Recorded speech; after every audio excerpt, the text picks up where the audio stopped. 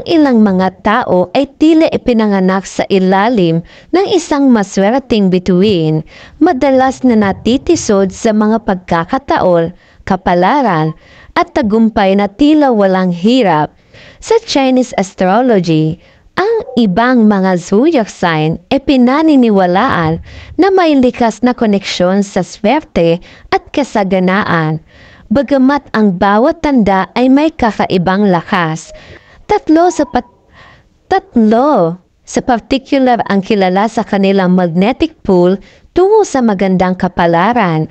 Kung ito man ay may kayamanan, tagumpay sa karera o pangkalahatang kagalingan, ang mga zodiac sign ito ay pinaniniwala ang may tadhana sa kanilang panig. Ang una ay si Dragon. Ang dragon ay madalas na itinuturing na pinakamapalad sa lahat ng Chinese zodiac signs.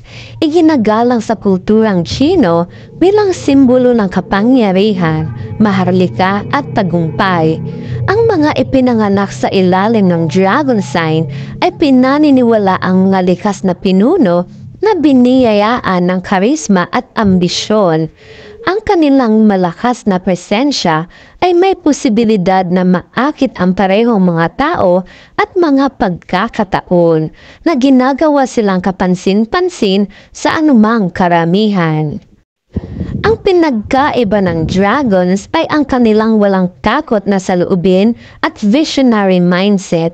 Hindi lamang sila natatakot sa mga hamon, ngunit madalas na naaakit sa kanila, na ginagawang mga hakbang ang mga hadlang para sa higit na tagumpay. Ang matapang na enerhiyang ito ay nakahanay sa kanila sa mga mapalad na kinalabasan, lalo na sa negosyo, malikaing pakikipagsapalaran at mapagkompetensyang kapaligiran. Ang mga dragon ay may posibilidad din na magkaroon ng makapangyarihang mga network ng suporta. Sa pamamagitan man ng mga tagapayo, maimpluwensyang mga kaibigan o mga koneksyon sa pamilya, ang tulong ay tila lalabas lamang kapag kailangan nila ito. Ang kombinasyong ito ng lakas sa loob at panlabas na suporta ay ginagawang isa ang dragon sa pinakamaswerteng zodiac sign. Ang pangalawa naman ay ang Year of the Rat. Matalino, maparaan at mabilis ang utak. Ang daga ay isa pang zodiac sign na patuloy na umaakit ng swerte at magandang kapalaran. Ang mga taong ipinanganak sa ilalim ng sign ito ay may matataas na pag-iisip at natural sa pakiramdam ng tiempo. Mukhang alam nila kung kailan kikilos, kailan maghihintay at kung kailan mag-pivot. Mga katangiang napakahalaga sa personal at professional na larangan. Ang mga daga ay kadalasang mahusay sa pamamahala ng pera at pagtuklas ng mga pagkakataon sa pamumuhunan na nag-aambag sa kanilang swerte sa pananalapi. Maaaring hindi sila palaging gumagawa ng matapang na mga galaw tulad ng dragon, ngunit ang kanilang maingat na pagkalkula ay kadalasang humahantong sa matatag at napapanatiling tagumpay.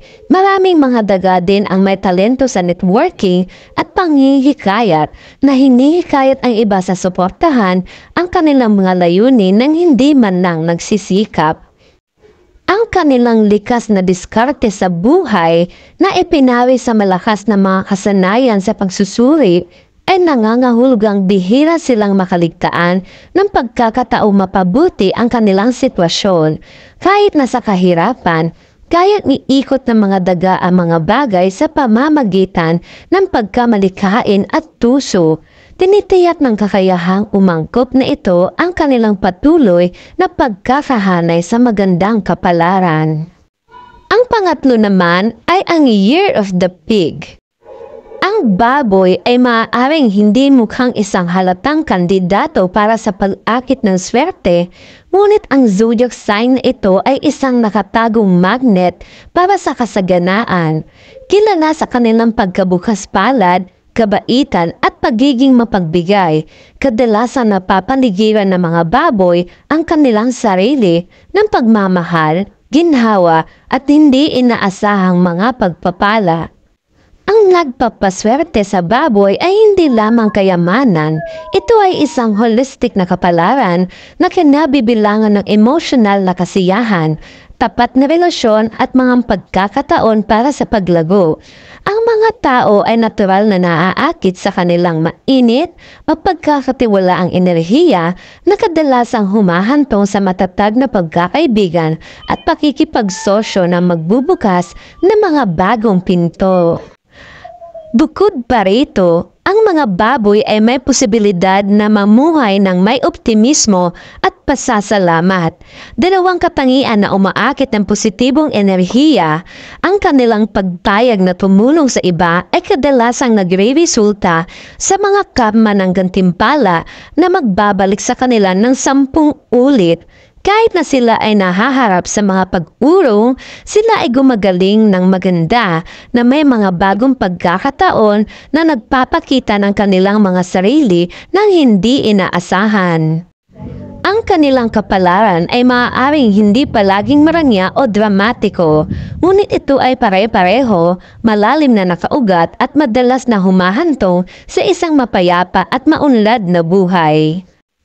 Habang ang lahat ng 12 Chinese zodiac sign ay nagtatagay ng kanilang sariling mga anyo ng lakas at swerte, ang mga dragons, rats at pigs ay namumukod-tangi bilang nangungunang 3 pagdating sa pag-akit ng kapalaran. Maging ito man ay ang matapang na ambisyon ng dragon, ang estratehikong katalinuhan ng daga o ang mainit-init na kasaganaan ng baboy, bawat isa sa mga palatandaang ito ay nagtataglay ng natatanging susi sa isang mapalad na tadhana. Ang paniniwala sa natural na swerte ng mga palatandaang ito ay maaaring magbigay ng inspirasyon sa mga tao na linangin ang kanilang sariling mga positibong katangian at manatiling bukas sa mga pagpapalang ibinibigay ng universe.